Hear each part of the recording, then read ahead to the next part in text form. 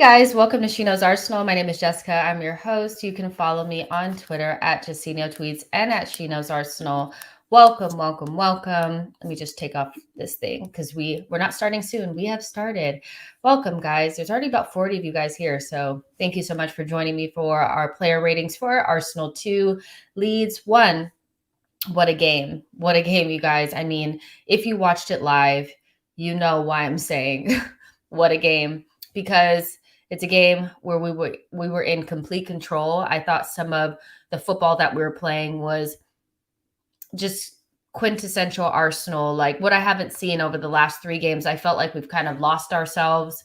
And then the way that we play over the last couple of games and today felt like an Arsenal team, the way that we were pressing, the way that we were cutting off passing angles, the way that we were passing, like everything was so quintessential Arsenal from start to finish. Not only were we playing really well, but we couldn't put away our chances, and we ended up giving up a silly goal and making things a lot closer than what they should have been. But I think overall we dominated that game, and the scoreline really flatters Leeds a lot. We were completely dominant, and for me personally, I'm not going to let that kind of last 20 minutes make me forget how good I thought that we played. And we know we have a really, really young team. Like this team, when you look at it on paper, and when I looked at it today, it really hit me like it was like a slap across the face. Eddie Nketiah, Bukayo Saka, Martinelli, Granit Xhaka, Odegaard, and Elneny, Cedric, Tomiyasu, Holding, Gabriel, and Ramsdale. Either they're really young and inexperienced, or they're kind of the guys that are stepping up, but maybe aren't good enough right now. So this is really a difficult task that I think Arteta is doing a really good job managing. We know when we have our first 11, when we have Thomas Partey, when we have Kieran Tierney, we look like a top 4 team. But as the season is going on, you see the jitters come in, you see the inexperience come in, you see a little bit of that lack of quality coming in, and you realize that if we do get top 4, it is a very, very big accomplishment for this particular team. So for me, I feel like those last 20 minutes where we kind of were a little bit frantic and the game got not out of control, but you could feel that sense of anxiety. I'm not going to let that make me think that this team is not doing exactly what it needs to be doing. We won the game. It is what it is. And I think for the majority of it, we played really, really well. I think there's some conversations around, like, I know some people are a little bit frustrated with Martinelli and his finishing. I've seen some criticism of Odegaard as well, and the fact that people don't feel like he scores enough goals. What's going on with Bukayo Saka? He looks a little bit tired. But other than that, it seems like we're all pretty confident maybe not confident, but content going into the Spurs match, knowing that if we lose, we still have things in our hand. But if we go there and we win, it's done. We finish above Tottenham, we get top 4. And for me, that's just, for this particular team, that is a huge accomplishment. So we're going to go ahead and get into these player ratings. The Arsenal opinion, Pedro from the also known as LeGrove, is here saying Eddie. He is a big Eddie stan, part of Eddie Hive, one of the people that are really backing Eddie Nketiah. And I think we have a huge Eddie conversation coming as well, because when a player that's been kind of on the divisive end of the fan base starts to play well, we tend to change our opinions on them. And I think that that's fair enough. I think there is room in fan discussion to change your mind and not be so hardened on certain things because you said it online and you're going to be held accountable for it. That being said, I do think that the Eddie conversation is really interesting because we know how players are when they're playing for contracts per se.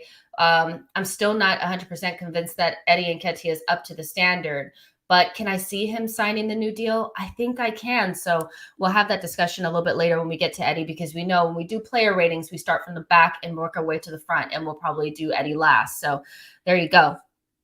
Rancid Pumpkin said, who else wasn't breathing in the last 10 minutes? I mean, like, this is why I don't do watch alongs. Like, I cannot do them because I'm a really bad watcher as it is. Like, the game, if you watched me watch it, you would think that we were losing every single game, because I'm such a bad watcher. Everybody is shit. Everybody's playing terrible, you know? So, but those last 10 minutes were very much like, oh my gosh, we're going to do it again. We're going to lose it. We're going to do this. We're going to do that. Every single touch was like, oh my God, you're so shit. You know, it was that. So yeah, I couldn't breathe. I almost had a heart attack for sure. Let's see. TJ Emerson says, hey, Jess. Hey, TJ, how are you? There's almost 100 of you guys in here right now, so make sure you like the video, subscribe to the channel. Sky High says, Nketiah deserves game time. We need to bring in better quality. If he chooses to go, he goes out with a bang, helping us secure top 4.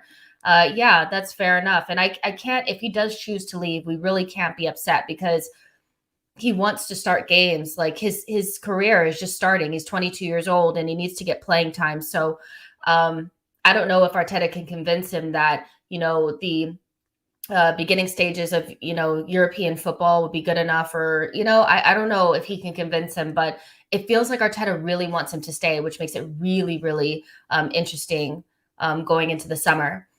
Stuart says, Eddie isn't a number 1 striker for me. Dave Riley says, Jessica, are you doing a watch along on Thursday? Hell no, absolutely not. I'm sorry, you guys. I just cannot do the watch along because, one, I'm always behind. So when the comments are going, you guys are telling me what's happening, and I'm literally having like a panic attack, like, because I'm here, I'm seeing what you guys are saying. And then there's always trolls that come in and go, goal. And I'm like, oh my gosh. And I'm also cannot let you guys watch me do that. You guys will never respect me. You guys will not respect me anymore. Matt G says, I think Eddie staying as 3rd choice striker benefits us a lot more than it does him. If he stays, he won't get regular game time. Exactly. So we'll have the discussion a little bit more towards the end, because I feel like it deserves its kind of like its own section, and I want to go ahead and get started. But I also want to let you guys know that if you guys do not watch or listen to the Arsenal Opinion, you should. LeGrove and Johnny Cochran and the guys over there that do that podcast. That is a hilarious podcast. Like, I like shows and podcasts where everybody doesn't agree, and it's not always like these well-constructed arguments. Like, people are just being passionate and saying how they feel, but it's also mixed up with some really good analysis. And so if you guys don't follow the Arsenal Opinion and you don't listen, you should.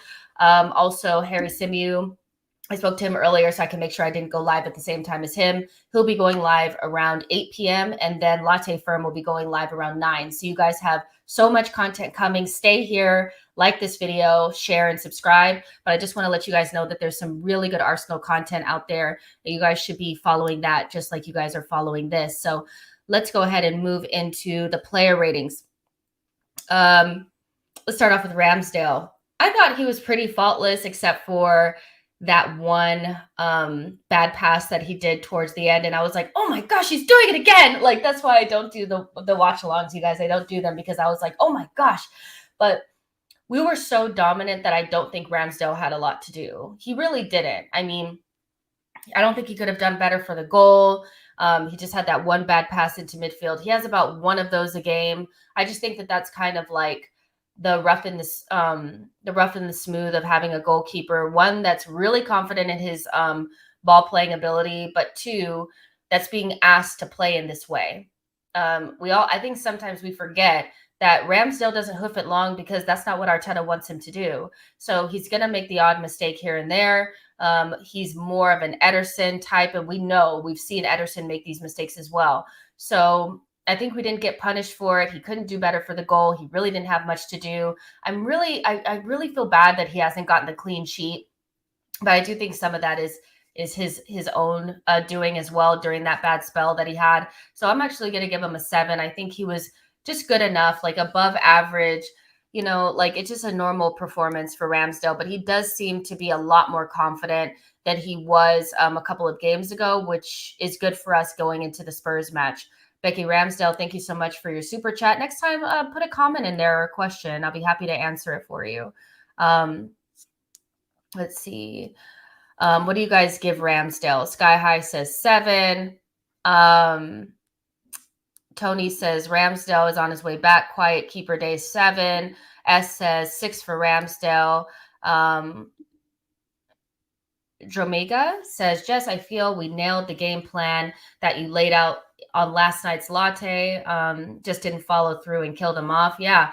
But I also said on Latte Firm that I thought that we would give up a goal and make it nervy. Like, this team is just that right now, and they need to learn from their mistakes, and we need some more experienced players. Some of that will come with just them getting more experience, but then some of it will be with us in recruitment. So that's just kind of how the team is right now. We had more than enough chances to make it 4-5-0 in the first half, but we just have that little bit of a soft underbelly right now, and that's just the rough and the smooth with having a young and inexperienced team. But yeah, the game plan, get an early goal, get 2, put them under pressure. I mean, Leeds are pretty calamitous when you isolate their defenders. Llorente, he's not very good. Koch, he's not very good. Meslier, although young and really talented, is known for a calamity here and there. So I do think that we took advantage of that. We just couldn't, we weren't clinical enough. Matt G says Ramsdale a 7. Rancid says 7 for Ramsdale. B9 says 6. We Move says 7. Not much today for him on the pitch. And I think that's a good thing. Playing against Leeds, you don't want him to be under the cosh. You don't want him to be doing too much. And so I think at home against Leeds, that's what you want. Cordell says 7. Becky Ramsdale says 7. So we're all pretty much in the same. TJ Emerson, 6. Nothing to do. So fair enough. Let's just go ahead and keep moving. But I am happy to see that Ramsdale looks like he's getting back to his best. Cedric. Oh, Cedric. This guy is going to kill me before the end of the season. I thought we had kind of moved on from him because when the lineup came out, I was expecting to see Tomiyasu on the right and Nuno on the left. And I don't know why. Nuno, I think he's obviously somebody else that will give you a heart attack, but I think I'd kind of just like accepted that he's just going to be this player. Cedric, it's harder for me to accept it because he's more experienced. And I just feel like with him taking every single corner and him taking free kicks and him being so involved in what we do going forward, it just irritates me because I don't think he has enough quality. He was okay. In the first half, he was just like everybody else. We were very dominant, playing well, but he's just not good enough. And for me, it's just like, can we get him off of free kicks? Can we get him off of corners? Because we're just wasting them because of him. And so he wasn't as bad as I've seen him be, but he still is somebody that I'm like, damn, like, can we keep Kia out of the club? Can we keep him out? Because he's just not very good.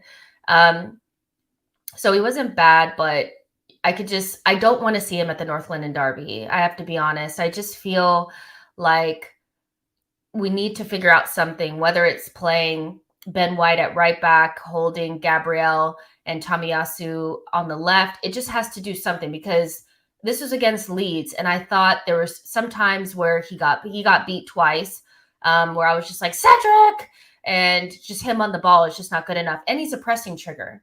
So if you can imagine what Spurs are going to do to him, I just don't really want to see him. That's just me. But Cedric, yeah, like he's just, that signing will just never make sense to me. It hasn't really worked out in my opinion, but then again, like it just is what it is. I'm going to give Cedric a 6.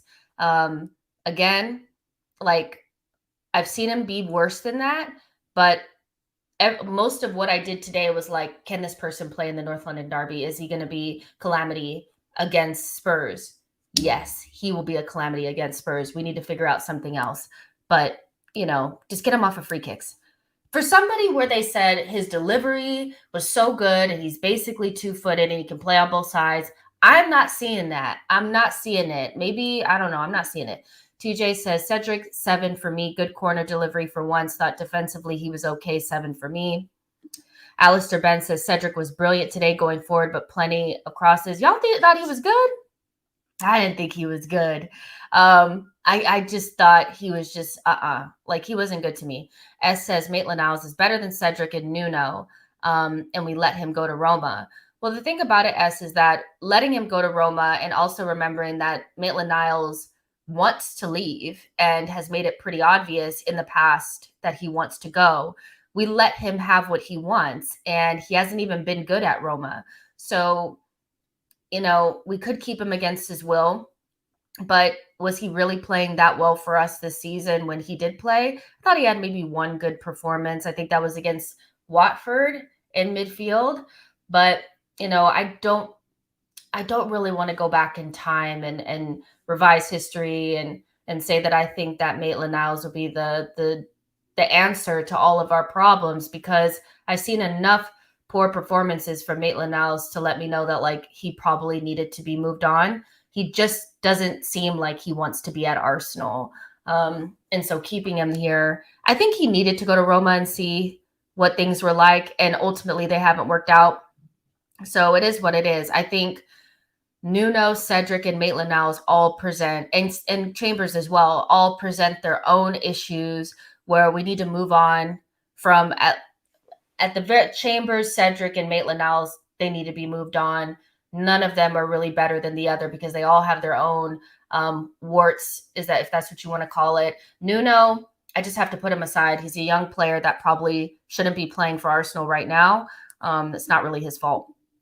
Tony says Cedric was by far the worst player on the pitch. I was at a coffee shop watching the game and everyone frowned every time he took a kick. That's the game I was watching. Good Beats Entertainment says, Jesse, nice show, but you should come support Spurs. You good for Arsenal? Absolutely not. I'd rather shoot myself in the head. Kiro says Cedric 7. Cordell says Cedric 6.5. We Move says physically not there, but he's all right for now. I mean, that's another part of it, is I think he's easily pushed off the ball. I mean, he's a very small individual, so that's to be expected, but he would do really well in like Serie A or La Liga, where things are really slow and he could just hoof balls into the box on whenever he feels like it, and he's not going to get pushed off the ball. In the Premier League, and he's played in the Premier League for a long time, but he gets shoved off the ball quite a bit, in my opinion. But there's also like the thing where when you don't love a player, you tend to really focus on their faults.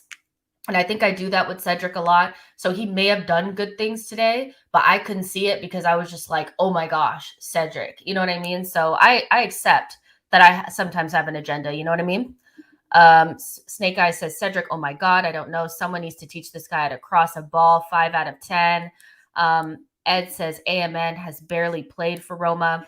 S says 6 for Cedric. Okay, defensively, average going forward. Shocking set pieces. That's my thing, is they said that he was really good on set pieces. I haven't seen it. Let Odegaard take it. Like, you know what I mean? Rancid Pumpkin says Cedric is hard to watch. It just is one of those baffling signings where I just think the Pablo Marie Cedric thing, and I know that people are like, okay, well, you don't want to put them together, but I do, because they came in at the same time. I think were they both injured? Cedric was injured when he came in, and neither of the signings really made sense. And it kind of just felt like Kia and Raul were kind of looking through their Rolodex and they're like, these guys are free. We could probably get these guys. And like, that's just not good recruitment, in my opinion. Cedric was meant to be able to play on both sides. And I remember being very, very disappointed in him playing on the left. And I'm glad that Tomiyasu played there this time because he was very good there. Cedric has just left a lot to be desired. So yeah, but I don't want to go like I don't want to go in on him too much. I literally just spent like 5 minutes going in on him. Oh well. But I mean, he loves getting into the celebration pictures. That's for sure. Stuart says, how do you solve a problem like Cedric? I mean, in the short term for me, I don't think Arteta's going to go back 3. I would against Spurs. I would go back 3, but I don't think Arteta will, because he just hasn't really made those decisions a lot. Like even when we're playing in big games, a lot of times we do stick with the back 4, and we nominally play with the back 3 because of the way Tomiyasu plays. So I think, in the short term, you take him out and you play Ben White as right back, because for me, Rob Holding is a lot closer to our first 11 than Cedric is. So I would rather see Ben White play right back, and Holding Gabriel and Tomiyasu against Spurs. And then in the long term, there's been some rumors about him leaving, but I guess from the more reliable sources, they've said that he's very happy at Arsenal and he wants to stay. You just need to bring somebody in that can play over him. That's where somebody like maybe an Aaron Hickey comes in. He can play on both sides. And then you don't have to see Cedric as much, but I mean, if he's happy here and he basically just wants to run his contract down, what can you do? You know what I mean? But he wasn't expensive. Like Jacob is saying, Jacob says Cedric wasn't expensive and ended up being our best right back before we bought Tommy. He's still a part of the team in fourth. And when we bought him, he had more tackles than anyone on our team that season. Yeah, so there's some positives to Cedric as well. He hasn't cost us a lot, but I'm looking forward to the North London derby and thinking who's going to be the weak link. And I do think it'll be him.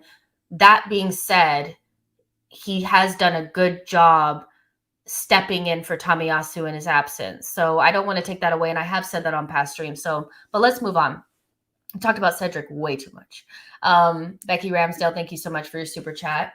So Holding. I thought Holding was really good today. I thought he did his best Ben White impersonation today.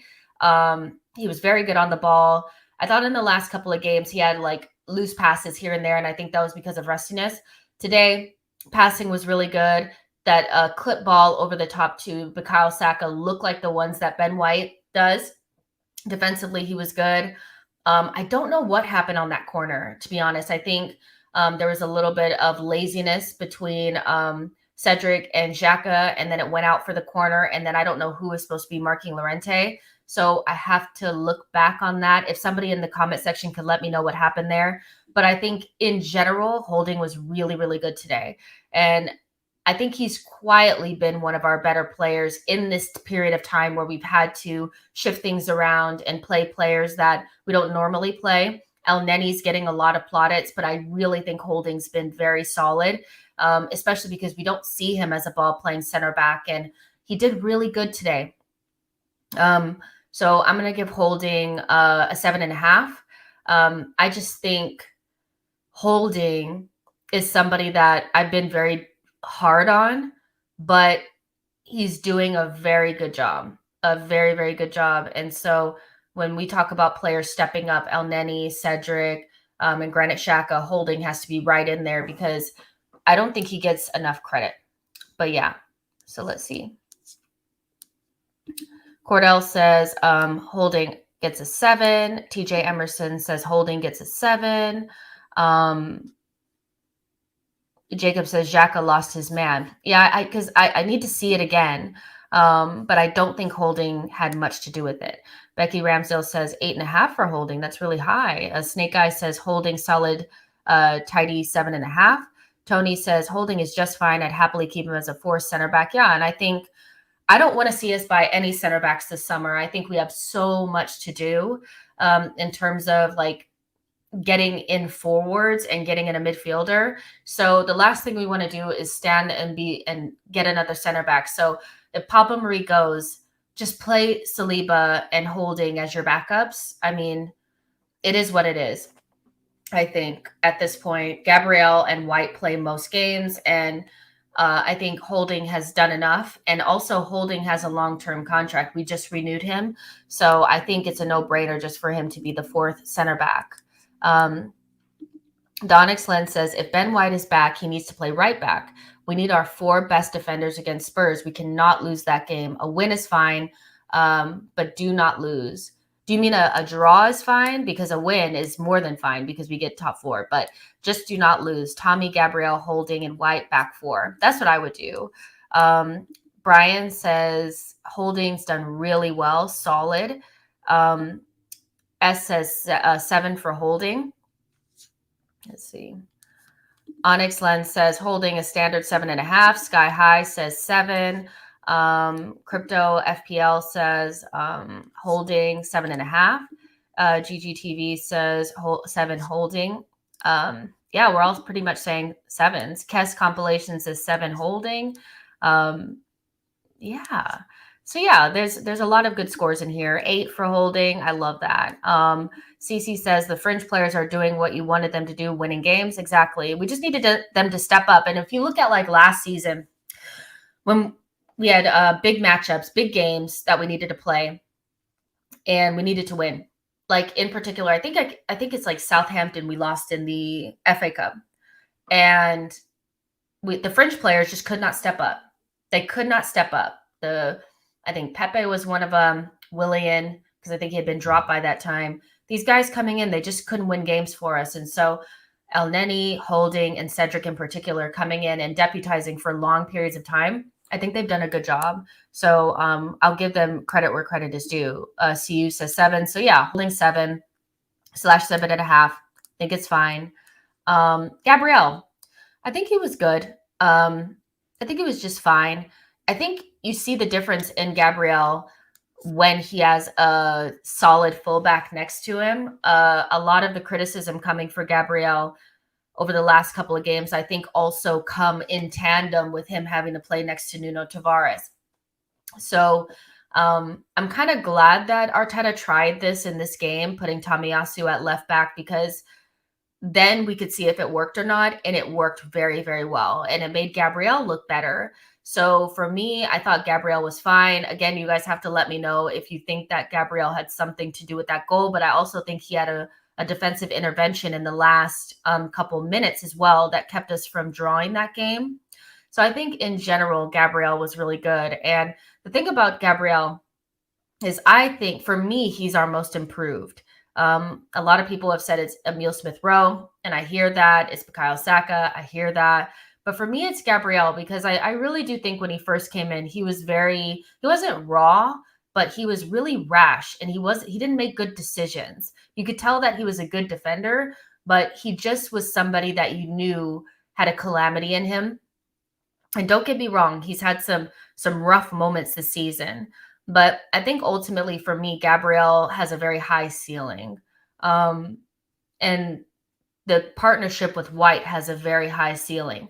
I know a lot of people think Saliba steps straight into this team. I think a lot of the people who say that don't watch him day in and day out, because he makes some of the similar mistakes that our defenders make now in a worse league. But Gabriel, for me, one, I think he's disrespected by the league. I think there's a lot of people that act like he's a worse defender than Harry Maguire and Varane and all these shitty ass defenders. He's way better than them. He's developed a lot. I think he's got a lot of value out of playing next to David Luiz last season. I think that really helped him. It was almost like a tutoring lesson for him. And Gabriel is learning. You could tell he's learning and he's getting better. He's also not being stupid with talking to the refs as much as he has been over the last like month or so. Like after the City game, I did feel like he needed to calm that down. He can't be getting in the ref's face every 5 seconds. So I think he's learning, and I really like Gabriel a lot. Like for me, he's the starting left-sided center back until somebody else does something better. But I think he has grown a lot. And I know some people are still saying that he's rash. And that yellow card was unnecessary. But I don't know if you've watched South American defenders. They're all rash. They're all rash. They're all like that. Until they get a little bit older, they kind of have that in them. You watch Eder Militao, he's very similar. Cudi Romero, he's very similar. He just doesn't get the same cards because he's on Spurs. They just happen to be like that. But I still think Gabriel's class. I think he's going to get better and better. He's only 24. So there you go. S says Gabriel is very overrated by the Arsenal fans. To me, to be honest, I don't agree. I think he's underrated, to be honest. Do I think he's going to be like the best center back in the world?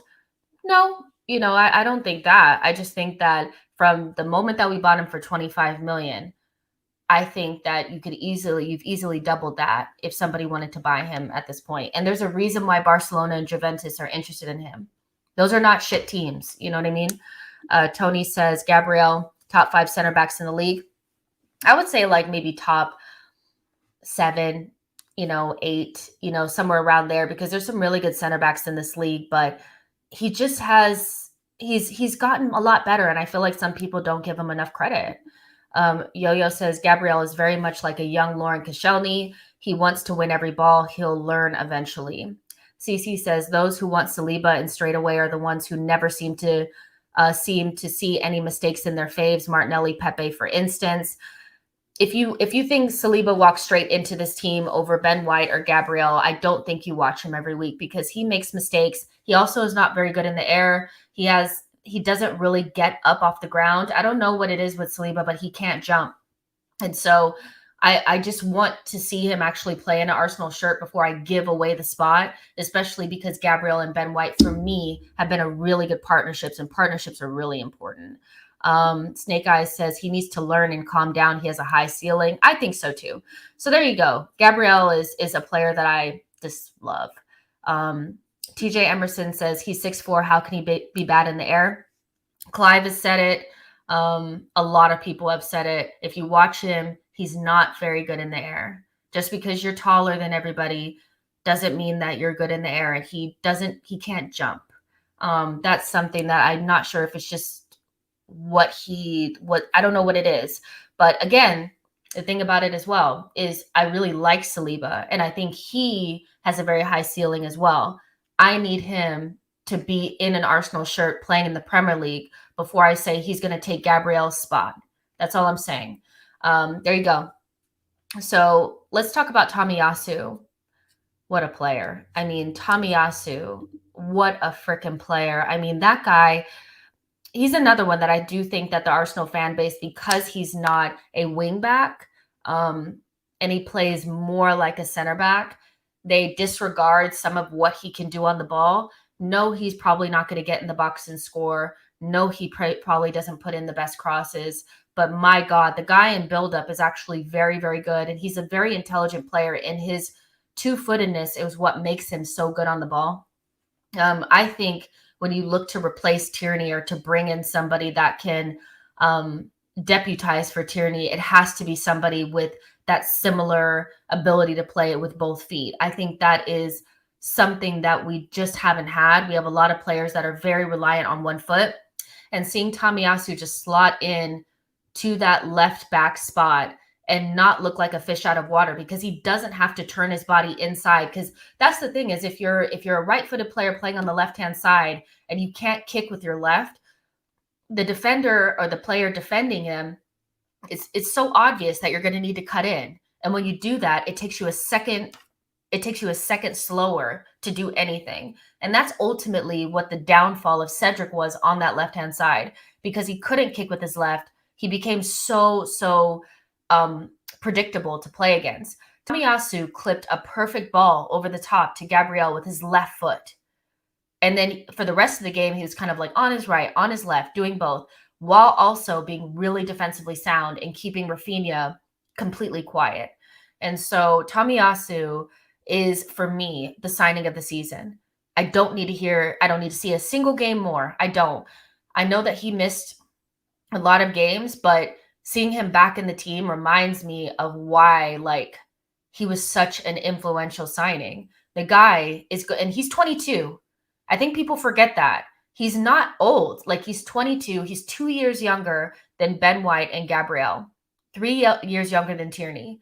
So I don't he may become a center back. I don't know what he becomes, but my God, the guy was pinching into midfield. He was playing so well. His distribution was perfect, and he did his defensive work.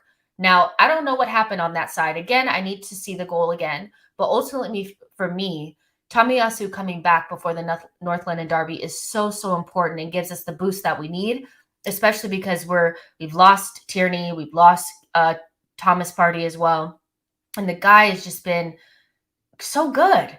I don't know, I don't think I expected that signing for 15 million to be that important on deadline day. And I remember there were so many fans that were like devastated because we didn't get Emerson.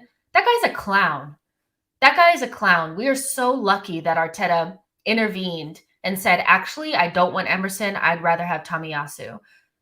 One thing you cannot deny that Arteta has a very good football ID. He saved us there. So yeah, I love Tomiyasu. I'm gonna give him an 8 for today. I just love the guy, and what I like about him is he's gonna guarantee you a 7 out of 10 performance, and you need those types of players for a long period of time. Tierney was like that. Gabriel's like that. Bukayo Saka's like that. You need players that are going to consistently give you 7s and above every single game, and Tomiyasu is going to be that for us. So I'm going to give him an 8 for today. I thought he's just was. I can't even. Like even Snake Eye says it here. Tommy is a very smart player. Thank you so much for your super chat. His footballing IQ is top. Like he knows where to open his body up. He knows when to kick it long. He knows when to slow the play down. He knows what foot to use. He knows how to turn away from pressure. I mean, this was a masterclass in playing on the other side when your dominant foot is right foot and you're playing on the left. It's just, he's so good. Like, I know people want a bombing forward right back because that's what we're used to and we feel like that's going to make us more attacking. I don't give a shit. That guy is the starter unless somebody really, really good comes in. Tommy is a very smart player. Rare to see a defender who can play all spots in defense. We need to keep him healthy. What a player. 7.5 out of 10. Exactly. The guy is just butter. Takudzawa says, but Tomiyasu hasn't been fit the whole season. Yeah, he hasn't been fit. But the thing about it is when he has been, he's been damn near perfect. And except for the Liverpool game where he wasn't fit. And you can just kind of see the difference and how we've been down bad without Tomiyasu. I think people over-indexed how good Cedric was. He was average in a team that was playing well. Tomiyasu takes us to another level. And when we have Tomiyasu, Tierney, and Thomas Partey, we look like a top 4 team. We look like a Champions League team. So for me, Tomiyasu for me is my signing of the season. I know a lot of people will say Ramsdale and Odegaard, and those players definitely deserve it as well. But for me, it's Tomiyasu because I had a real issue with Bellerin and the way that he played right back. I thought he exposed us, especially in that last year before he left. And Tomiyasu, just the difference between the two has just been so interesting to watch. Sky High says Tomiyasu playing a position means it is secure. Also, 40 out of 40 successful passes in the attacking third. Solid 8.5. Yeah, I mean, people talk, oh, he can't do anything in the attack and la, la, la, la. I get that. But the way that he plays, it doesn't matter. It doesn't matter that he's not getting up in attack. I don't think we looked like we weren't going to score, even though he wasn't bombing forward. Becky Ramsdale says Emerson can't dribble a ball without bumbling it off his shin and out of play. That guy is terrible. Blaze says, just like I said before, some Arsenal fans don't appreciate a lot of Tomiyasu. Some fans said Cedric should start ahead of Tomiyasu when he played a couple of good games. I think as Arsenal fans, and like you guys can let me know if I'm wrong, but we've played like the last 5, 6, 7 seasons with an attacking fullback on the right-hand side, Hector Bellerin. And so that's what we've been conditioned. Like that's what we need to see. And there's a lot of teams in the league that play with basically wing backs and don't play with fullbacks. So that's what we feel like we need. But I don't know about you guys, but I like with Bellerin, I used to miss Sanya badly because even though he wasn't the best going forward, he was a 7 out of 10 player every single week. He was a fullback, not a wing back. He could play in a back 4. And you could just rely upon him. And I just found myself really missing the Monreal Sanya days. I really miss that. And so, I think just feeling like, especially because we don't score a lot of goals, I think that's more due to the fact that we don't have clinical forwards. And sometimes our midfield is not balanced. I think that's more to do with that than the fact that our fullbacks are not bombing on per se. But because we're so used to attack and other teams in the league playing with wing backs, we feel like that's why we're not getting the same attacking results, is because we don't have a bombing forward fullback. But it's not that, you guys. We don't have clinical forwards. Our midfield sometimes is imbalanced with certain players in it. And that's why we don't score enough goals. It has nothing to do with Tomiyasu not bombing forward. I like a Sanya more than I like a Bellerin. That's just me. Tony says Tommy is insane. Crypto says a Tommy 9 out of 10. Dave Riley says Tommy reads the game perfectly. Jaga Dossie says Tommy's technical ability is criminally underrated. Don One says Tommy learned his art in Italy. 3-5er says I like him. He did great against Sun as well. Rancid Pumpkin says Tomiyasu makes you feel safe no matter who's driving at us. If Tommy is there, you don't have to worry. Yeah, and you saw that Rafinha tried him early, and Tomiyasu still got the better of him. So, yeah, I just love him. I love him. S says Ben White and Odegaard are my favorite signings, followed by Tomiyasu. I mean, you could choose anybody. That's the thing. It's like, and I know S, I know you think Ramsdale is overrated, but you could choose basically anybody. I mean, between the ones that start, Ben White, Odegaard, Ramsdale, and Tomiyasu, I think all have a shout to be signing of the season. We all have mixed probably reviews on Sambi and Nuno, but those four in particular have changed Arsenal. They have made us so much better. And I think in some respects, they're all kind of underrated. So there you go. But let's move on to midfield. I think Elneny did a really good job today. And he's been doing a really good job. He was solid. He made a lot of good defensive interventions. He wasn't particularly progressive, but we didn't need him to be because we were so dominant on the ball. I thought Elneny had a really good game, so I'll give Elneny an 8 as well. I think Elneny is somebody that the fan base really like because he's like a nice guy and he works hard when he comes in, and those types of players are really important. I have to say, I haven't changed my opinion on Elneny. I would like him to go at the end of the season, but at the same time, like if he stayed, would I throw a fit? No, I wouldn't. I just think Elneny plus Granit Xhaka does a very good Thomas Partey impression in the absence of Thomas Partey. And that's really what we need. Veteran leadership, and just does his job and doesn't complain and just does what he has to do. Mo does a lot of directing. I saw that today. It was a lot of pointing and a lot of, hey, pass here, pass there. You need that in a midfielder. And so Elneny just gets a solid 8. He did a really good job. And I'm really glad that we've had him in this period, because I do think that Sambi has looked really green. And I don't think we get the results that we got over the last 4 games without Elneny. So fair play to him. Don One says Elneny 8.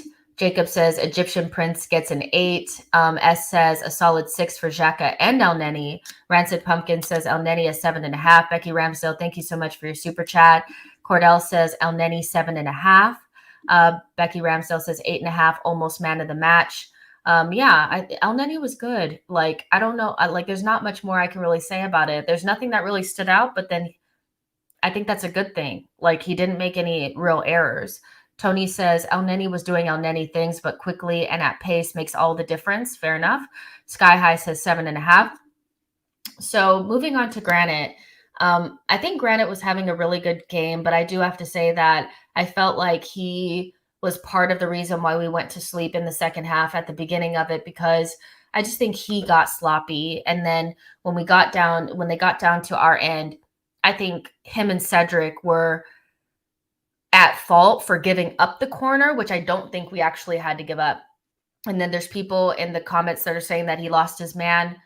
I don't know if he did or not, but maybe he did. You could just see when Xhaka gets into the final third as well that he doesn't quite know what to do. He gets a little bit there was one that he let run across him, which he could have probably taken a shot. There's another one where it was Meslier had bumbled it and he probably could have kicked it in the back of the net. But we know that's what we need to improve upon when we're talking about improving upon Granit Xhaka. But ultimately, I think he had a really good game. I'm going to give him a 7.5. Xhaka just has Xhaka moments, and we know why he's a good center midfielder, but not an elite one. And why we still need to improve upon him. But in the meantime, I think him plus Elneny are doing a really good job in Thomas Partey's absence. So fair enough. Rancid Pumpkin gives Xhaka a 7. Jacob says Xhaka 7. He's actually not a bad player, but he was getting heated again. He just has that in him. And I tweeted that out, like, Xhaka, please don't make this more interesting than it needs to be, because he just gets caught up in the bullshit of the game. The players pushing and doing stuff like that. I just want him to walk away sometimes, because it's just kind of like, we don't need you getting unnecessary cards and stuff like that. But he got away with it today, but we just don't need that, because we need him. But he was good today. He was good today. Capo React says, big up to your channel, some fair and balanced views, just subscribed. Thank you so much for subscribing. If you guys, there's 250 of you guys in here, so if you haven't subscribed, do that. If you haven't liked the video, do that. And make sure you guys are in the chat box, letting me know what you guys thought about the game. If you agree with me, if you don't, let me know. Lilitia says, hello, I'm catching up on the video a little bit, but Tommy is yet to completely acclimatize to the league. He will be even better next season. Him not being a good attacking fullback is a myth. I agree 110%. S says he surely does it on purpose. Like, why are you getting mad at Dan James? I mean, I just feel like that's a part of his nature, but it's something that really can cost us in games where we don't need it. So that really kind of disappointed me, but like at the same time, like, it didn't go that far, so I'm not gonna like kill him for it. Yo-Yo says, couldn't stop laughing when the camera shows Xhaka and Ailing talking before the impeding red card. Tony says, first half Xhaka was a double pivot. Xhaka good. Second half was Xhaka more left 8. Xhaka, which isn't great. Solid. I thought he wasn't actually heated, just edging Leeds on. Yeah, so that's a really good, I think, observation, Tony, and I kind of saw that as well, that he was better in the double pivot. We were more secure. We just looked more like us. But because we were so dominant, maybe Arteta said, Xhaka, push up. But he just doesn't look comfortable in the box. And that's just what we need to get to. We need to bring in somebody that's more, when they get in and on the edge of the box, they have the ability to make the right decision at the right time, whether that's shooting, whether that's a little slip ball into an attacker, whether that's, whatever it is. So I just think that's the limitations of Xhaka as a left 8. But as a pivot, he's very, very good, especially when he's sitting next to somebody who does more of the defensive work. So yeah, Xhaka first half was probably a very, very good, like a 9. And then that left 8 performance in the second half, plus the sleepiness at the beginning that led to that corner, that led to the goal, probably just brought him down to a 7 for me, a 7.5, something like that. So yeah. All right. Let's see. Oh, Jacob says he did have a nice chest layoff for Martinelli. I mean, he was playing some good football. He was. So I don't want to sit here and act like he was shit. Like, he was doing good things. He just, we're nitpicking as well, because this game was another one on the margins. It could have went the other way just by a couple of a wrong step here, a bad pass there. Like, it really was on the margins towards the end of the game. Becky says, Xhaka is an enforcer, like all teams have in sports, hockey most famously. I guess, I just think sometimes we don't need you to enforce. We just need you to just do your job, But there you go. So let's talk about Odegaard. So Odegaard did the thing that I hate that he does. And it's the thing where he has a fabulous day on the ball. He's basically unplayable. He's doing little tricks and flicks, and he just looks so good on the ball, and he's doing great things, and his touches are good, but he gets that one chance that he should bury, and he doesn't do it. And it opens up that conversation again around, is he going to have enough goals in him? Now, I think also remembering that we're at the beginning of this process, and if you bring in somebody with a goal threat on the left-hand side, I don't think we're like, okay, you need to have 15 goals, Odegaard. I think that goes away, because Thomas Partey and Xhaka don't give you any goals. I know Granit Xhaka scored a goal the other day, but in general, they're not going to give you any goals. But if you have Thomas Partey there, who's not going to give you any goals, but you add a left-sided 8 that could give you 5, 6, 7 goals a season, then plus Odegaard's 6 goals, you're not really like freaking out about it. But I really need him to shoot, and I really need him to put that ball in the back of the net. When he has the little tap-ins off of layoffs and stuff like that, he's really, really good. But he had one today, and I just couldn't believe he didn't bury it. So for me, Odegaard gets a 7.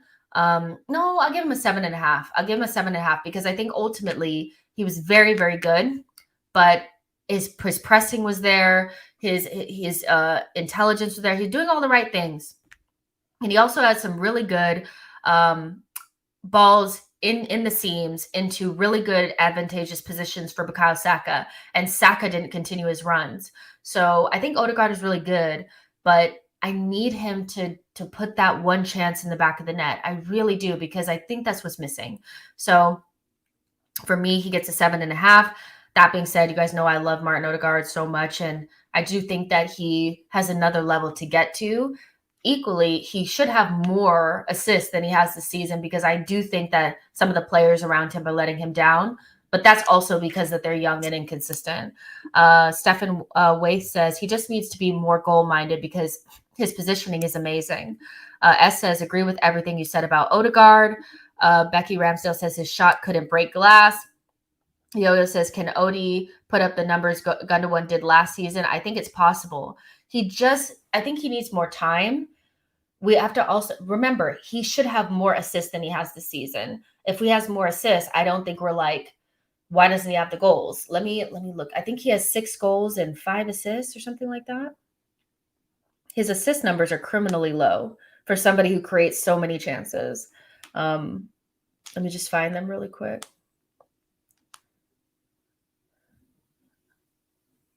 6 goals and 4 assists. So, that's not horrible for your like first full season as an Arsenal player, but he probably needs like 4 more goals. If we're honest, he needs to be hitting probably 10 goals. But I do think if you bring in a left-sided 8 that can share the burden, the creative burden and score some goals, I don't think you worry about it as much. And if he has more assists. Rancid Pumpkin says Odegaard 7.5. Becky says 7. He has the weakest shot. Fugay says Odegaard needs to improve his shooting. I think all of us kind of feel the same, right? Jacob 7.5, but needs to shoot. Don One says Odegaard 7. S says 7 for Odegaard. Yeah, he just needs to improve that, and I think that that's something you can improve. It's not like he's just like this dead player. Like, he can do it. He just needs to focus on it. Brian says Odegaard needs more end product, but it's great. He's finding space. Becky Ramsdale says spot on, power and conviction over cuddly cushion, pace and accuracy. Yeah, he just needs to put his foot through it, right? Stefan Waith says great chances is great, but look at Madrid versus City. But the thing is like, if Odegaard is creating the chances, then you need to look at the forwards as well. And I think that leads us very nicely into the conversation around Martinelli and Bukayo Saka on the wings. Martinelli had more than enough chances today to score. He could have had 2 goals at least. So when I look at what Martin Odegaard is doing, which ultimately he's a creator first, goal scorer second, he's doing enough for them to score, and they're the forwards. So I actually think it's more on them than it is on Odegaard, even though he does need to improve his numbers as well. So just staying on Martinelli for a second, I thought Martinelli was a man of the match without the goals. I thought he had 2 or 3 defenders on him at every time, at every moment. He was still able to beat them, get to the end line. He had some good crosses. He had some good looks at goal, but they didn't go in the back of the net. And I think he's had 9 games or so, or 7 or 9 games. I can't remember, but I think it's 9 without a goal. For Martinelli, that's a lot. We know him to be the kind of guy that gets one chance and put it away. So his finishing is coming up to question, but what is he, 21 years old? So we figure it's going to come. But this is why we need to buy clinical finishers. And there's some Arsenal fans that are really afraid that if Bukayo Saka and Martinelli and ESR don't start every single game, they're going to leave Arsenal. They're not.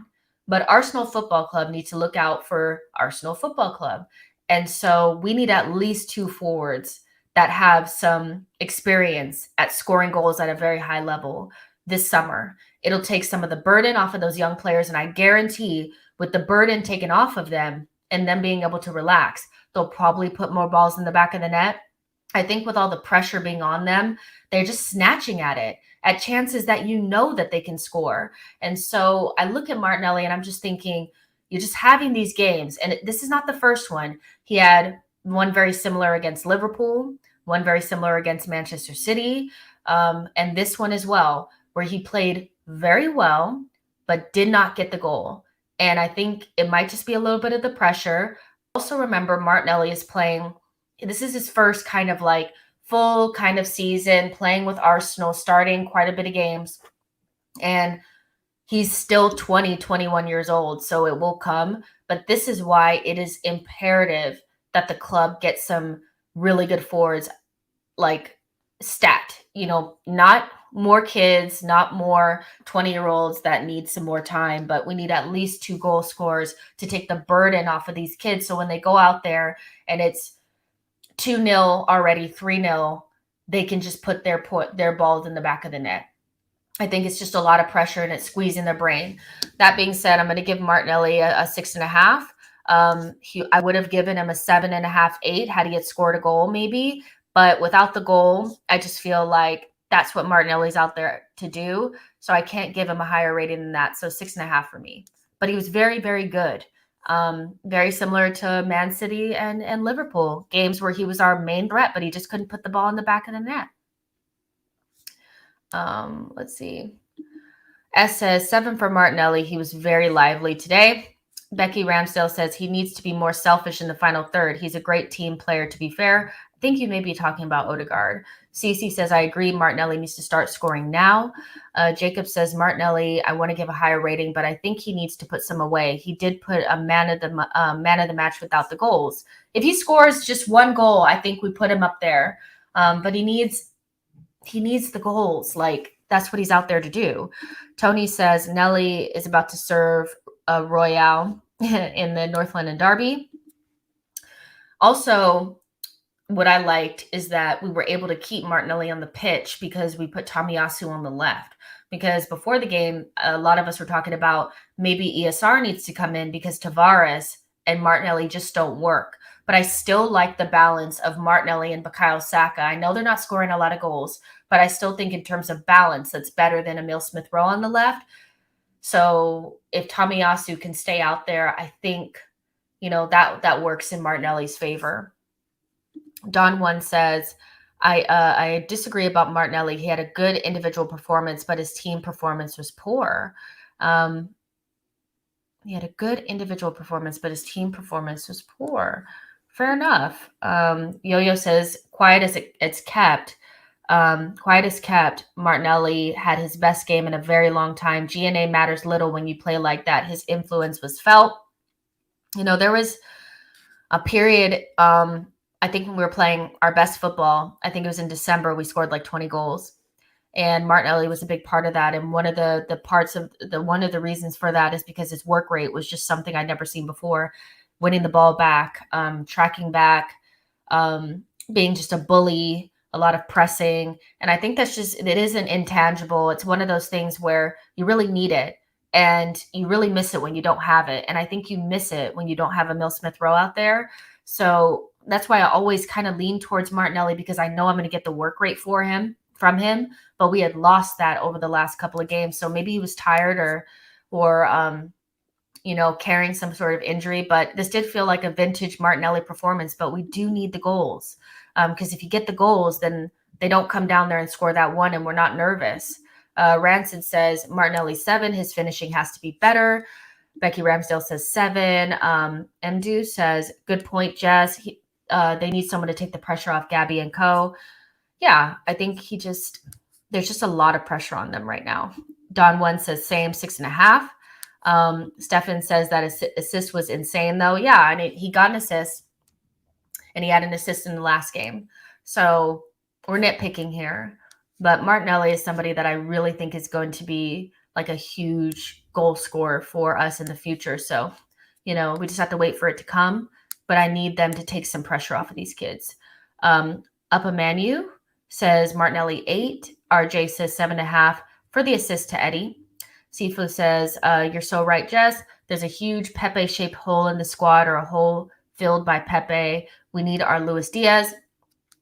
I have ideas on that, guys. I really do. I think buying forwards this summer could be the way forward, so we can kind of make sure that we get more than one player. I am a little bit apprehensive about going after like an Osimhen and spending 100 million on somebody like that and not getting multiple forwards. So, like, I'm just saying, Gnabry, if we get, Champions League, he's not re-signing for Bayern Munich. Gnabry and Gabriel Jesus might be the way to go. There you go. So let's talk about Bukayo Saka. He looks tired. That's all I really have to say about Bukayo. He didn't have his best game. He wasn't really that threat. They also, of course, like every single game, triple team him. Every single time he got the ball, there was somebody with their forearm shoved at the back of his neck or holding onto his shoulders and whatnot.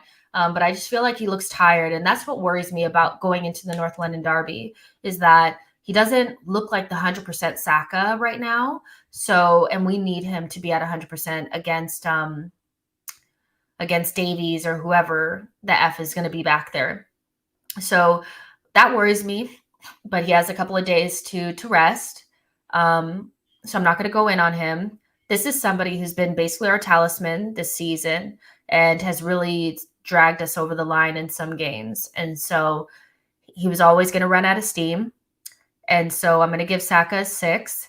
I love him to death, but they need to ice him and inject him with whatever they inject them with so that they can play games, because he just looks like he's at the end. And I would really like for us to just qualify for Champions League and then play kids for the last 2 games. I mean, Saka needs to sit down. So Saka gets a 6 for me. It's just that simple. But he just is our guy, and he has been this whole season. And I cannot give him I can't go in on him because I just feel like it's fatigue. It just has to be. Rancid Pumpkin says Saka had an off day, 6. Yo-Yo says Saka's back, was going to give eventually. Yeah, exactly. I mean, he's been carrying us for large amounts of the season. This is water. It's not alcohol, you guys, I promise. But if it was, would you blame me? Tony says Saka had a easy, quiet game. Happy he got the early sub for 1. 6 is fair. Becky Ramsdale says 6. A DMC Harper says, hey, Jess, agree with you on Bukayo Saka. Cordell says Saka is very tired, 6.5. Christopher says at least Saka didn't play the full 90. Yeah, he needed that rest. Lynn says, do you think that Mikel could coach Nuno to be a backup for Saka rather than being a left back?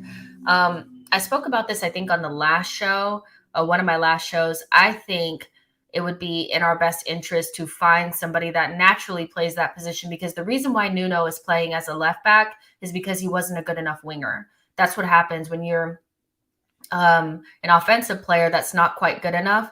They start moving you back.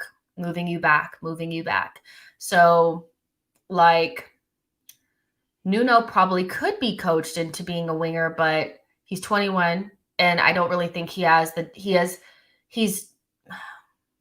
too attacking to be a fullback, but not good enough technically to be a winger, in my opinion. So he is a wingback, the in-between of the two. We just don't play with wingbacks. So I think at this point, if we want to back up for Bukayo Saka, we need to go ahead and buy one, and we need to figure out what we're going to do with Nuno. Are we going to try to develop him into some sort of really attacking, robust, athletic, energetic left back, or are we going to loan him out? What are we going to do? Saka's a 7. I also think Stefan makes a good point that Saka doesn't work well with Cedric. I think there were some times where I saw Cedric just standing next to Bukayo Saka when we needed him to make a different type of run. I don't think Cedric helped Saka very much today. S says 6 for Saka. I felt he was the most quiet out of the attackers today. He was. It's fair enough. Mark says, get something stronger in that cup, Jess. I mean, would you blame me if it was alcohol? You probably couldn't.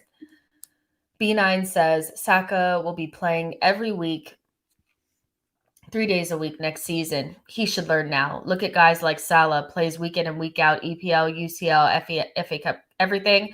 And that might be why Arteta's playing him so much, is to build up that stamina. But we have to remember, Saka's 20 and Salah is 30. So I think it takes time to build up that stamina and build up that muscle memory and to be able to play most games. And he's been giving us like 6 out of 7, minimum this whole season. I think he can do it. I just think, he's still really young. So, and then moving on to, I guess, the man of the match, the man of the hour, Nketiah. I just think this is where it gets really interesting. I have a community poll going right now, you guys. I want you guys to go ahead and vote on it. It's about Nketiah. Do you think he should stay? This is what you want, not what you think he will do. Because I see a lot of Arsenal fans are changing their minds on Eddie Nketiah. And I think that makes so much sense, because when somebody plays well, you can change your mind. And we haven't seen a lot of Nketiah. He has not had a run of games. And this is the first time he's played 5 games in a row. And he scored 4 goals.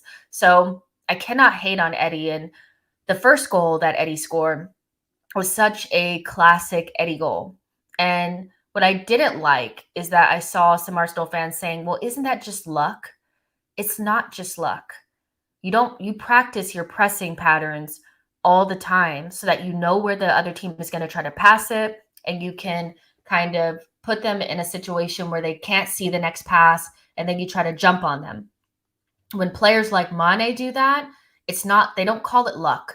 They call it hard work, intelligence, just sheer will and power. When Nketiah did it, it's just luck.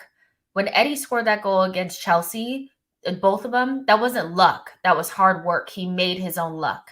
And so for me, Nketiah has earned the right for people to start changing their minds on him. Fair enough. For me, I'm going to give Eddie a 10, because I think his hold-up play was excellent. His passing was excellent. He had 2 goals. And the last game, there was a lot of criticism around, well, he played really well and he had the 4 shots on goal, but he didn't score. Today he did. And so I'm giving Eddie a 10. I don't know what he could have done better, because even his hold-up play has gotten better. I mean, he's running the channels, his pressing, his everything. And so he wasn't my man of the match, but because I think Tomiyasu he just blew my mind today. But I have to hold up my hands and say that I think that maybe I have been hard on Eddie in the past.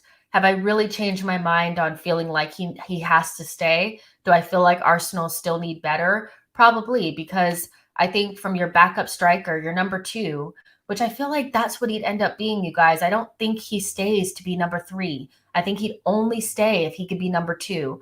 And your number 2 striker, you have to at least get 10 goals out of them. At least, I think. And do I believe that? I know without a shadow of a doubt that when we play Eddie Nketiah, we're going to get those 10 goals. I don't know. But what I have to say about him is that I was wrong about the fact that he could be a very good striker. He's going to have a very good career ahead of him, because he's the type of striker that people don't want to play against. And what I think is so impressive about Eddie is that he hasn't let his size deter him from being successful. Because getting to this point, you have to be good. I think a lot of people take for granted the fact that getting to being a professional, these players are elite. These players are elite. And so there's so many layers below that. There's so many levels below that. And so to be this level of athlete and to get kicked out of the Chelsea Academy because you're too small, and then to go out and not let that deter you, I think is really impressive. And he uses his body really well. He's always kind of in the shirt of the defender, always right there, pushing and shoving and making himself a nuisance. And I really, really like that about him. He's fast, he's aggressive, and he has the finishing touch inside the box. And I have to hold my hands up. I was really, really harsh on Eddie before. And I just thought at some points, and I think sometimes he deserved it, because the thing is, like, I'm not going to sit here and act like he was having good performances and I just couldn't see it. There were performances where I don't think he was very good, and I questioned whether or not he gave a shit. I really did. But putting that aside, these last 5 games, you can see that there's a player there. And if he did decide to sign the contract again, like with Elneny, with Rob Holding staying, I'm not going to cry about it, because if he plays like that, I can't complain. Like, I really can't complain. So Eddie Nketiah played excellently today, and this was his best performance since he's come into Arsenal, I think, over these last 5 games. I think this was better than the Chelsea performance, because the hold-up play was crisp.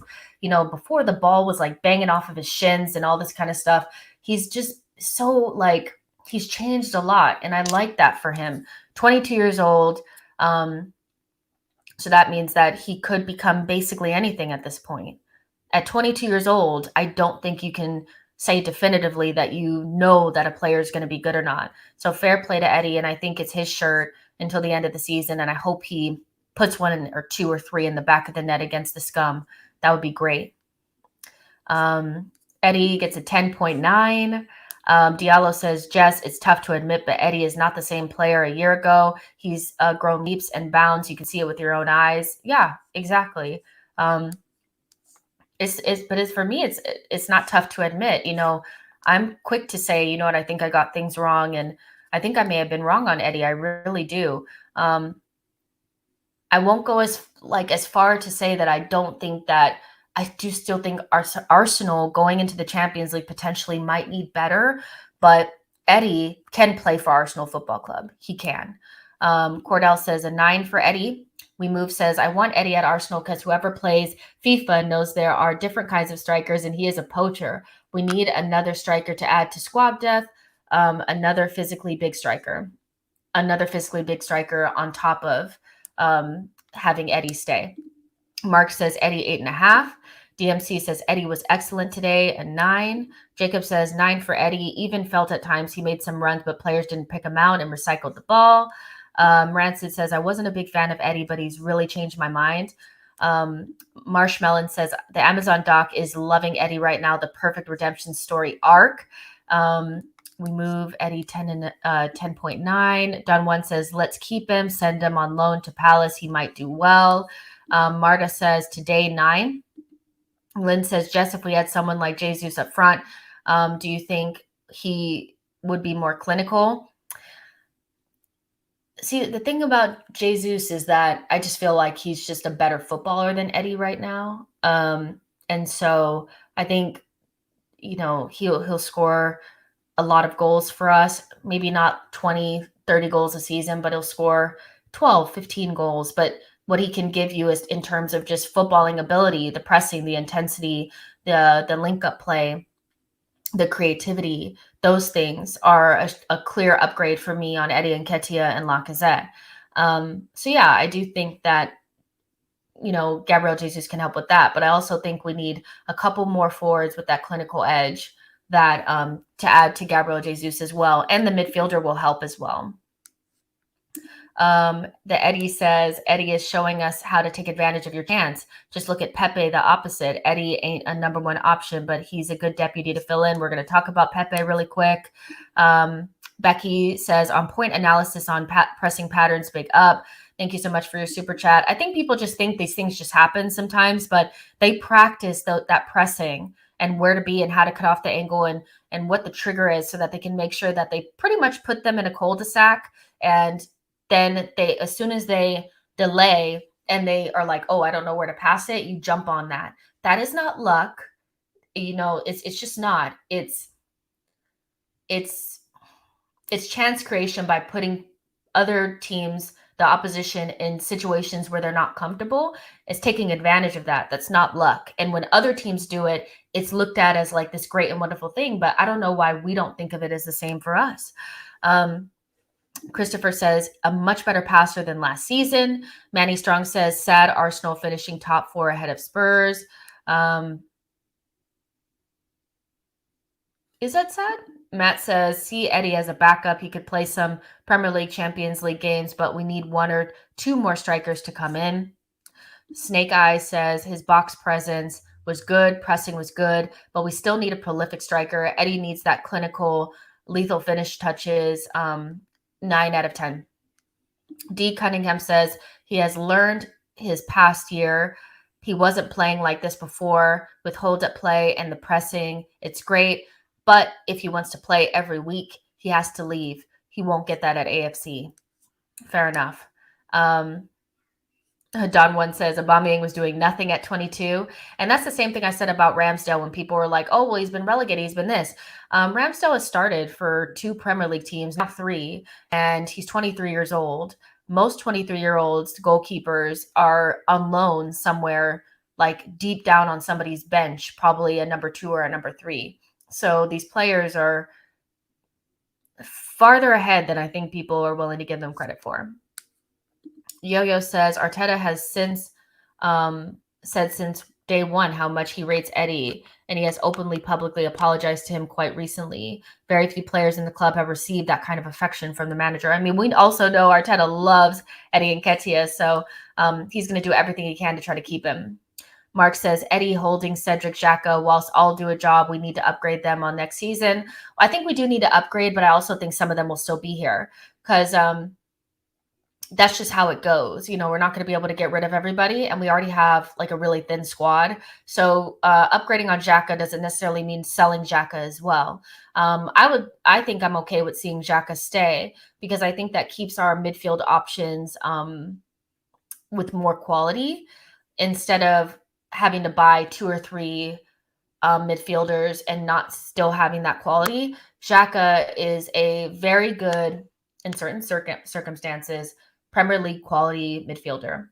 If you add another midfielder that's better than him and you have Thomas Partey, Lokonga, and I guess Elneny because he may stay, that's better than getting rid of Elneny and Xhaka and buying somebody and needing 2 or 3 more to fill the numbers or moving Lokonga up. So I think that also with upgrading, you have to also accept that some of those players will still be here. And so maybe I think Holding will still be here, and I think Xhaka will still be here. I'm not sure about Cedric, but it looks like he may still be here. It's just a matter of, are they the next man up or not? I think that's more the question than do we need to get rid? You know, but we'll see. Stefan says Jesus has a much better first touch. I mean, Jesus is a superior footballer to Eddie Nketiah. I feel comfortable saying that. But that doesn't mean that Eddie's not good. Abayadun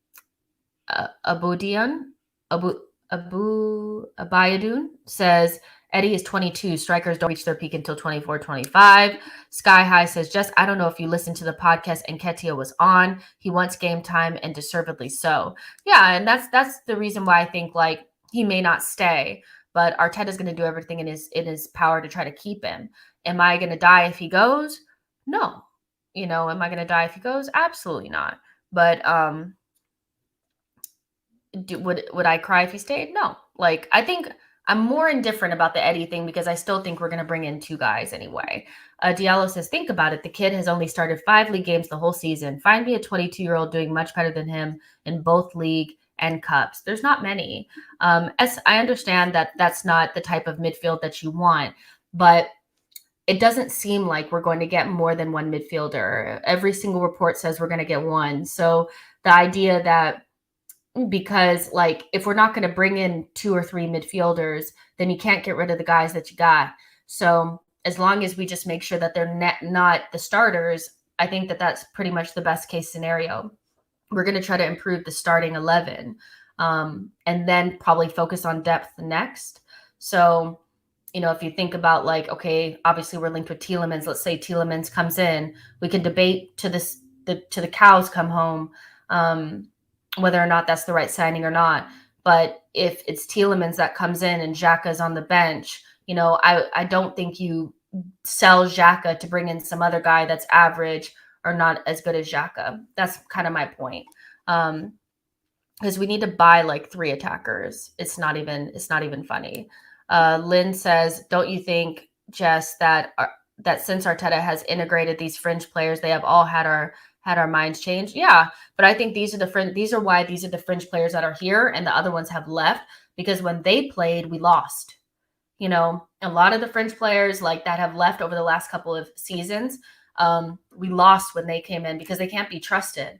But Arteta trusts Holding and Elneny, Cedric, and Eddie, and they're paying him back. So yeah. But just to wrap up here, let's also talk about Pepe. I think that's going to be the last time that Arsenal fans ask about Pepe and should he be playing. I do think that there was opportunities to play him. Maybe earlier on in the season when we had more games, but now that we're in crunch time, it's wrap Saka up, inject him with whatever type of medicine you need to inject him with, ice him up, and let him play. Because this is why Pepe doesn't play games. He was on a breakaway with the goalkeeper out of the goal, and he tries to cut in on his left instead of just going forward. At the very least, they foul you and they get a red card because they stopped you from getting to goal. But there's just something with that guy where he's a very talented footballer, but he doesn't really have the footballing IQ I think required. He's just not. We need to sell him this summer. I don't think I'll see any more Arsenal fans asking about him. So there's that. You know, Pepe he didn't have a good cameo, did he? And he comes in not the best scenarios, obviously, because sometimes we're chasing the game. Sometimes we're chasing the game and sometimes we're trying to hold on to it. But ultimately, when you're on a breakaway and you're an attacking player and there's no goalkeeper and all you need to do is kick it and run and just go to the goal, you cut in on your left for fucking what, Pepe? I mean, it was just such a strange decision. And so with 2 years left on his deal, I am so confident that we're going to try to sell him this summer and bring in somebody else. And I think that's the right thing to do. Very unfortunate to have come in when he did, under the manager that he did, with the price tag around his neck, but ultimately it hasn't worked out. And as much as some people stand for Nicola Pepe, you could not have seen what he did today and say that was Arteta's system that stopped him from being able to get to that goal. I mean, that's just shocking. It really is. It just really, really is. Let's see. O'Malley says, no more talking about giving Pepe a chance, please. Let's see. S says, sell Pepe for 30 million and bring back Nelson. Don 1 says, Pepe 3. Sometimes I think this guy is trying to lose the game for us. He does my head in. Mr. Hussein says, Gabriel is levels above Eddie and Nketiah. Jacob says, disappointing from Pepe, play for your spot. Cordell says, Pepe 0. Matt G says, his decision-making is absolutely baffling. It really is. It's so shocking. Snake Eye says, Pepe needs a new challenge. He needs a slower league. There's raw talent there, but he just looks like he does not want to be here. And I think that it's the first part of that comment is the most true, is he just needs to go to like Serie A or League One and just go somewhere where it's slow, where he could just play on the counter and do his thing. It just hasn't worked out. And I think that it's just clear at that point, whether you think that Arteta had his part to play and Pepe not playing well, I just don't feel like it's worth arguing about anymore, because we have good young players that are growing and developing. And that's also why, like, when I see people crying about like Guendouzi, I'm like, well, we have good young players here. So it's not that Arteta's ruining all these players. It's just some have worked out and some haven't. And so you're just going to have to put Pepe in that same bin and just put it away. Like, Pepe's just not going to be anything for Arsenal. He needs to go. We need to sell him. Hopefully we can recoup 25 to 30 million for him and replace him with somebody that plays better. Stefan says, it's unfair. Pepe has never been a sub. Sure, he doesn't suit the team, but he was bought in as a massive signing. Yeah, I mean, I get that, but like, Saka has been just so much better than him and suits the system better. And so, like, I get this, like, is it really unfair, or is it just football that some players fit and some players don't? And do we need to go into, choosing the team based on, well, he came in as a big signing, so we should play him? We need to win games. And Pepe may, in an alternate universe, playing and starting as much as Bukayo Saka, been better for us. But I think it's just we're beyond that now. We're beyond that now. He should have never come to Arsenal at 72 million. If he had been a $30 million player, which is probably about what he was worth, we probably wouldn't have like as a divisive feeling about him, but he's just not good enough right now. Nicholas says Pepe alternated between being invisible, and noticeable when he did dumb shit. Yeah, because he really didn't do much before that. Blaze says, just be careful because when Arsenal talk about Pepe, it became emotional conversation. I like Pepe, but it didn't work out with Arsenal. That's pretty much just where I am. I like him. I think he's talented.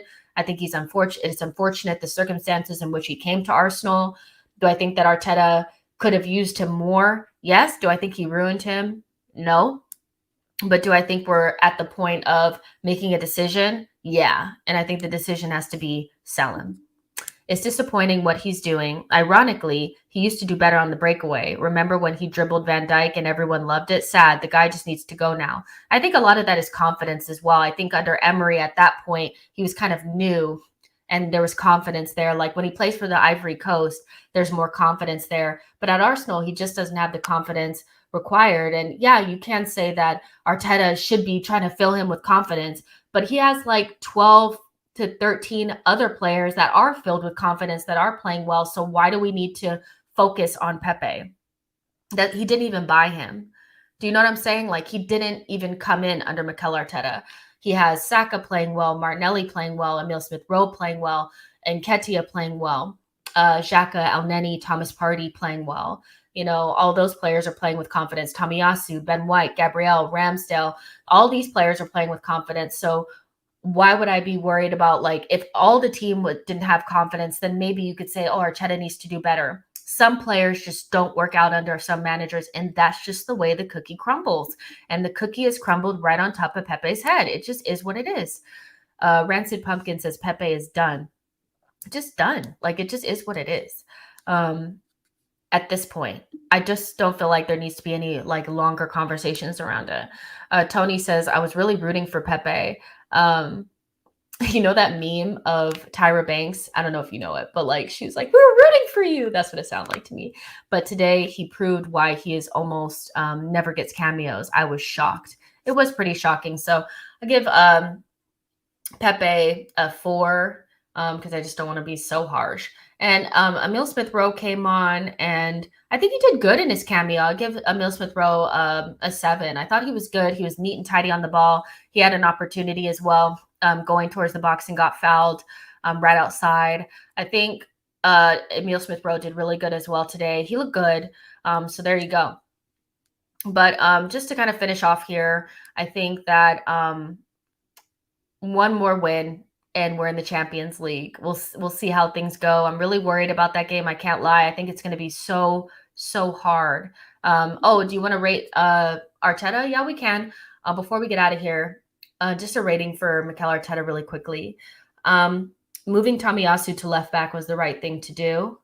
I think he got most things spot on. I don't know if it was tactics where you said, okay, I want Xhaka to play forward more in the second half, but it didn't go well. I didn't like it as much. Tony said it as well. But other than that, I think Arteta coached a 4 out of 4-0 and ended up with a 2-1. I'm sure they got I'm sure he went in on them, which he should have, because it shouldn't have been that close.